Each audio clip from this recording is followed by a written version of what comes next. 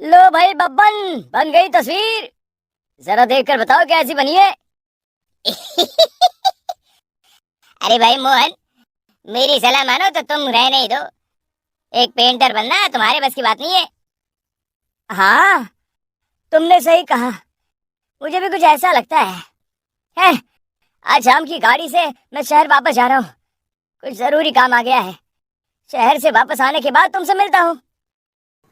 मोहन अपने घर के दरवाजे पर ताला लगा देता है और वहां से चला जाता है। फिर उसी रात अचानक तेज हवाएं चलने लगती हैं। चारों तरफ डरावना माहौल बन जाता है।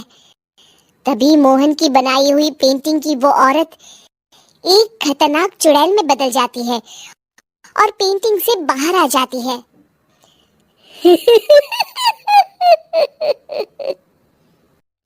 चुड़ैल घर के बाहर चली जाती है। वहीं दूसरी तरफ दो चोर लाला सुखीराम के घर से चोरी करके भाग रहे होते हैं। दोनों भागते भागते गांव के चौराहे के पास पहुंच जाते हैं। तभी अचानक वो चुड़ैल उन दोनों के सामने आ जाती है।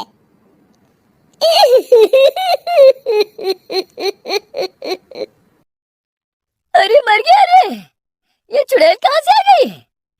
अरे मैंने तो तुझसे पहले ही कहा था कि आज अमावस्या की रात है।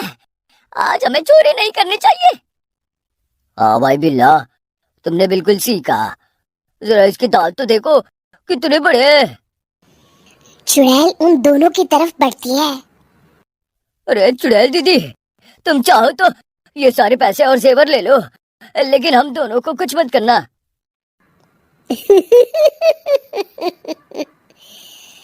पैसे और जेवर के लालच में तुम इंसान बिकते हो, हम चुड़ैल नहीं। तभी चुड़ैल उन दोनों चोरों को पुतले बना देती है।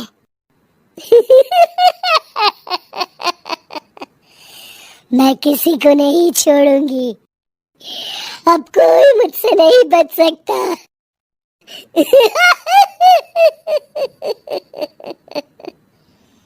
चुड़ैल अपने अगले शिकार की खोज में वहां से चली जाती है। गांव की दूसरी ओर जाने पर चुड़ैल को हरिया, बिरजू और बब्बन दिखाई देते हैं। आज संडे है। आज कपिल शर्मा शो देखने का दिन है। जोर से बोलो। आज संडे है। मैंने नहीं सुना। आज संडे है। आज कपिल शर्मा देखने का दिन है। हाँ, ये हुई ना बात। अरे ये कपिल शर्मा कौन है जो ये लोग उसे देखने के लिए इतने उतावले हुए जा रहे हैं? खैर, मुझे क्या, मैं अभी इन दोनों को मसाज सिखाती हूँ। चुड़ैल तेजी से उड़कर उन तीनों के सामने आकर खड़ी हो जाती है।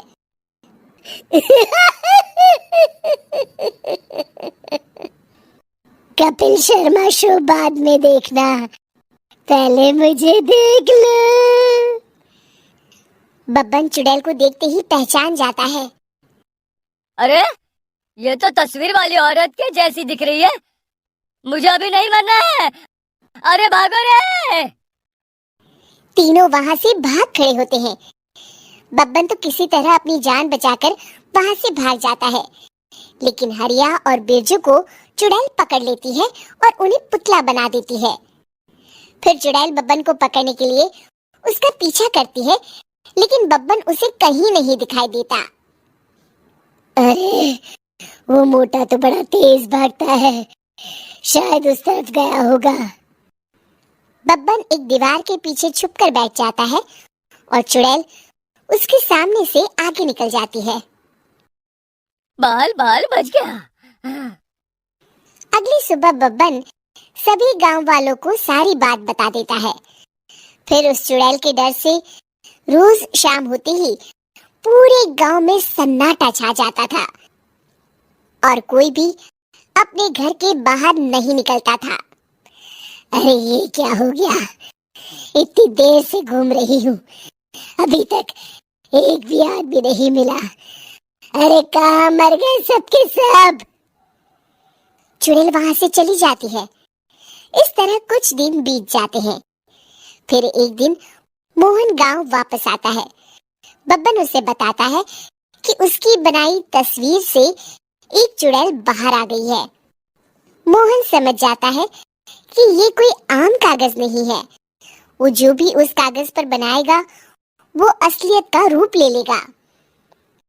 अरे मोहन भाई, अब तुम क्या करने वाले हो? मेरे पास एक बहुत बढ़िया तरकीब है।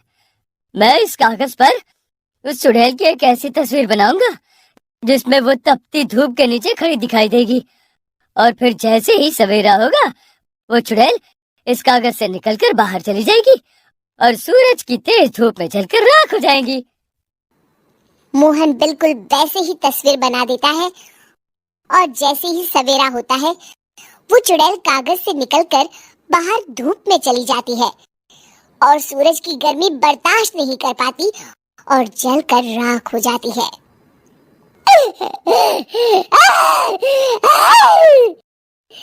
ये मुझे क्या हो रहा है? मैं सूरज की रोशनी बर्दाश्त नहीं कर सकती। मेरा पूरा शरीर जल रहा है। और इस तरह चुड़ैल के जलते ही पुतले बने सभी लोग पहले की तरह इंसान बन जाते हैं।